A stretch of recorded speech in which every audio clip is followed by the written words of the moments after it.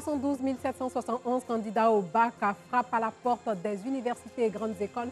Les résultats du baccalauréat qui seront connus le 27 juillet prochain. Et puis les habitants de Mosikro sont toujours sur le site à risque où 2 personnes ont perdu la vie dans la nuit de jeudi à vendredi après des pluies diluviennes. Bonsoir et bienvenue dans le journal. Plus de 312 000 candidats affrontent les épreuves écrites du baccalauréat session 2021 depuis ce matin dans 504 centres. Ces épreuves vont s'achever le 9 juillet et les résultats seront connus le 27 juillet prochain. Le reportage de Anicette Conan. Ils sont en total 312 771 candidats repartis dans 504 centres sur le territoire national à faire face aux épreuves écrites du baccalauréat 2021. Ici au lycée classique d'Abidjan, les candidats accompagnés de leurs parents se disent confiants. Les parents ne sont pas autorisés. Notre prière est que les enfants réussissent. C'est notre souhait. Aujourd'hui, on compose en français et en histoire. Je crois que je peux le faire. Voilà, puisque j'ai bossé durant tous les 9 mois, donc je sais que je suis à la hauteur. Début de composition, après 20 minutes de concentration, les candidats sont prêts et trouvent les sujets abordables, contrairement à d'autres animés par le stress. Ce matin, ça se passe pour le moment bien. L'épreuve m'a l'air abordable. Bon, vu que je n'ai pas encore terminé, je verrai pour la suite. C'est l'épreuve de français. Je vois la dissertation. Je me sens prête pour affronter et obtenir le bac. Cette année, c'est ma première fois. Et j'espère que, par la grâce de Dieu, ça va marcher. C'est l'épreuve de français. Je suis un peu stressé. Comme c'est le premier jour, bon, je crois que le deuxième jour, ça va aller. Atmosphère paisible dans les centres du lycée moderne Amangou Victor de Makuri, le lycée classique de Cocody et le collège moderne de Cocody. Le chef de centre du lycée classique 2 d'Abidjan rassure quant au bon déroulement de l'examen non sans rappeler les mesures prises lors des cas de fraude. Le déroulement, je pense que jusqu'à cette heure-là, il n'y a pas de difficulté pour le moment. Il n'y a pas de difficulté, tout se déroule bien. À la gendarmerie, à l'école de la gendarmerie, jusqu'au contrôle et la mise en place, je pense que tout se déroule bien.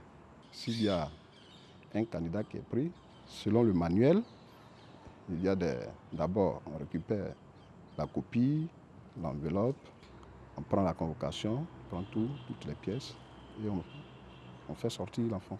Après des anomalies constatées lors des épreuves du BEPC et le démantèlement d'un vaste réseau de fraudeurs lors des épreuves orales du baccalauréat 2021, à présent, les regards des Ivoiriens sont tournés vers le dernier virage de ces examens à grand tirage qui constitue aujourd'hui un autre grand défi pour le ministère de l'Éducation nationale et de l'alphabétisation de la ministre Mariatou Koné. Rendez-vous est pris le mardi 27 juillet 2021 à 14h précises pour la proclamation des résultats du baccalauréat 2021. L'Université musulmane africaine, elle, célèbre la sortie de sa première promotion d'étudiants dans la commune de Cocody. Ces 98 étudiants ont une licence en sciences économiques et de gestion, sciences juridiques, administratives et politiques. Le reportage de Bintou Pekeli. Ils sont les 4 meilleurs étudiants sur les 98 étudiants sortant de la promotion 2017-2020, première promotion de l'Université musulmane africaine UMA. Issus des filières des sciences économiques et de gestion, sciences juridiques, administratives et politiques, ces majors de promotion en licence se disent prêts à intégrer la vie professionnelle. Après 3 années d'intense travail, nous sommes aujourd'hui récompensés et c'est déjà un honneur d'être au centre de cette cérémonie. Nous avons beaucoup appris pendant ces 3 années. Nous sortons d'ici avec de grandes connaissances, bien sûr, et aussi de très bons conseils qui vont nous aider dans le monde professionnel. À l'image de ces apprenants, les parents sont tout aussi heureux. Tous témoignent du bon comportement de leurs enfants. Ça a beaucoup changé l'éducation dans ma famille. Je suis très heureux de voir que ma fille, en plus de venir à l'université, elle a inculqué à ses petites sœurs et ses frères à la maison vraiment la religion musulmane. Ça, je l'ai beaucoup aimé. Et elle est major et ça fait encore doublement plaisir. Au départ, ça a été une appréhension lorsqu'on a reçu l'affectation et qu'elle venait ici. Mais durant le cheminement, nous nous sommes rendus compte que tout allait bien.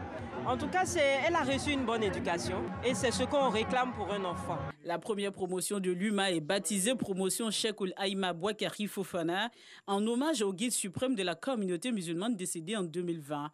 un signe de reconnaissance pour le COSIM, Conseil supérieur des imams, des mosquées et des affaires islamiques en Côte d'Ivoire. C'est une façon pour nous de lui dire merci et de l'immortaliser pour qu'il ne soit pas dans l'oubli, parce que ce n'est pas quelqu'un qu'on doit oublier. Et ils feront l'effort d'incarner les valeurs du Cheikh Ahima Bouakari Fofana, Inch'Allah. Pour les responsables de cette université, l'excellence doit être maintenue. Nos efforts sont aujourd'hui récompensés par ces résultats. Mais ces résultats ne doivent pas nous faire dormir. Il faut aller de l'avant et il faut travailler davantage. L'université doit être un établissement qui sera un établissement de référence. Cette cérémonie de remise de diplôme de la première promotion de l'Université musulmane africaine est placée sous le parrainage de Aboudraman Sissé, secrétaire général de la présidence de la République. Les 98 étudiants sortants devront s'inspirer de son parcours pour leur insertion socio-professionnelle. Le 2 juillet dernier, 2 personnes ont perdu la vie à Mosikro, dans la commune d'Atekoubé, après un glissement de terrain. À la suite de ce drame, le maire de la commune a invité les populations à quitter ces zones à risque. Mais que nenni!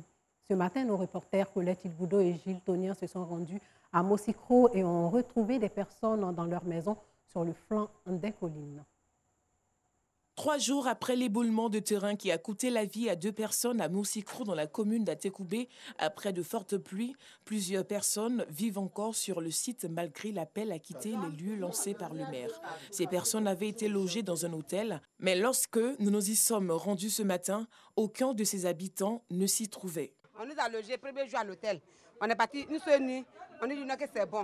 Donc on vient, c'est ici, on se couche. Il n'y a pas de maison, même si on a couché, mais il n'y a pas de maison même. On ne doit même pas soutenir même dans cette affaire-là. La dame qui est assise là, elle a 5 enfants. Elle doit avoir ces 5 enfants-là. Hôtel, on est parti dormir là-bas. C'était un jour seulement. On a dormi là-bas, puis le lendemain, on est venu à la maison. Puisqu'on ne sait pas où on est parti. Donc on est venu ici encore. Donc les attend vos décisions. Les agents de la mairie sont venus samedi pour dire qu'ils sont venus nous déloger, de quitter l'hôtel. Et nous ont appelé, moi je suis parti, le gérant, puis je les ai trouvés le commandant de la mairie, agent municipal là. Je les ai trouvés tous là-bas, c'est ce qu'ils m'ont dit. Et puis nous on a pris nos bagages, nous sommes venus. Comme je ne les connais pas trop, j'ai appelé le maire adjoint, M. Dro, pour lui dire qu'il y a des gens qui sont venus, ils veulent déloger les gens. Il a dit c'est qui? Il a dit je comprends. Il dit le responsable du point c'est M. Victor. Je dis que ça, je suis allé, il dit lui, et puis je lui ai donné le téléphone. Monsieur Victor. Je n'ai pas pris le téléphone, tu as posé à lui. Et puis quand ils ont posé, ils m'ont dit. Qu'est-ce qu'on a posé? Attends, quand on a fini, vous avez dit, on n'a qu'à attendre toute la famille, ils vont voir s'ils n'ont pas laissé des bagages dedans. Et c'est comme ça, ils sont venus devant vous, et puis ils sont partis. Sinon, moi-même, c'est une bonne affaire pour moi, puisque 3 jours, des clients, ça me rapporte. Moi, je ne peux pas, en dehors des arbres, chasser un client.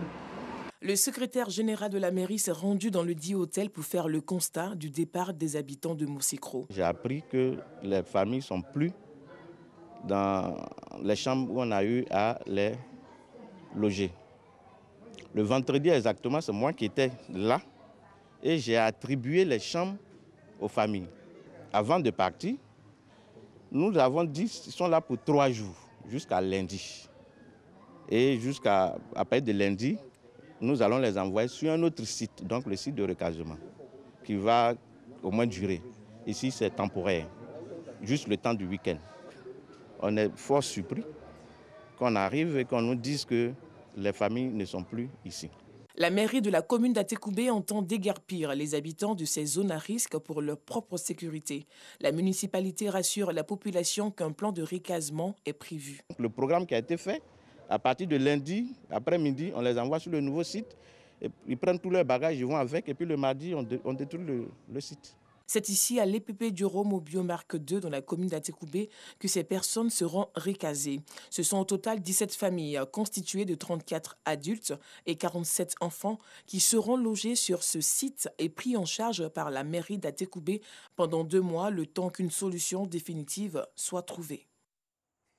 Et puis le Conseil supérieur des métiers de l'optique en Côte d'Ivoire a organisé à la Chambre de commerce et de l'industrie de la commune du Plateau sa cérémonie de présentation et de mise en route de ces délégués régionaux. Objectif, fédérer les opticiens autour d'un intérêt commun pour des soins de qualité. Le reportage de Joël Gossé.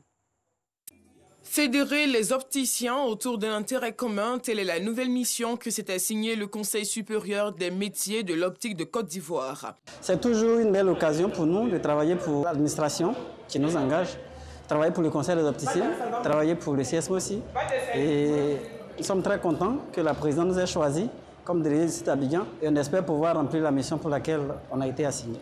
Je suis vraiment contente que la cérémonie de présentation des délégués régionaux du CSMO aussi se soit déroulée dans une ambiance bon enfant de convivialité et de joie. Je suis contente parce que cette cérémonie est pour nous un démarrage d'une nouvelle facette de notre association. Considérés comme des ambassadeurs du Conseil supérieur des métiers de l'optique de Côte d'Ivoire, ces délégués régionaux sont appelés à offrir des soins oculaires de qualité aux populations des différentes localités. Le registre des opticiens compte à ce jour 450 membres. 5e édition de la journée de l'emploi pour les personnes en situation de handicap, dénommée Journée Handi Emploi, célébrée dans la commune du Plateau. La thématique de cette édition, rendre mon handicap visible pour permettre à l'entreprise d'agir, avec pour particularité la promotion de l'insertion socio-professionnelle et l'accompagnement des personnes en situation de handicap invisible. Au Plateau, la 5e édition du Salon de l'emploi pour les personnes en situation de handicap, une opportunité d'emploi pour cette frange de la population. Le secteur privé s'engage au recrutement des personnes en situation de handicap. Environ 12 entreprises privées ouvrent leurs portes pour des stages CDD et CDI. Les personnes en situation de handicap invisible sont des personnes en situation de handicap qu'il faut prendre en compte au sein des entreprises.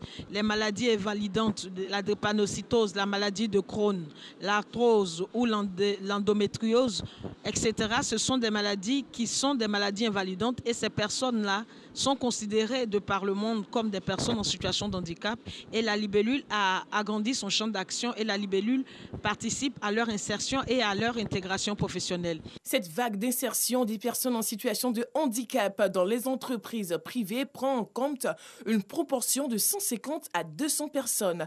Pour le président de la Fédération des associations pour la promotion sociale des handicapés de Côte d'Ivoire, la problématique de l'emploi connaît une évolution. Rendre mon handicap visible pour permettre à l'entreprise d'agir, thème évocateur de cette 5e édition. L'innovation majeure de cette édition, l'entretien d'embauche des diplômés menés par les chefs d'entreprise sur le champ.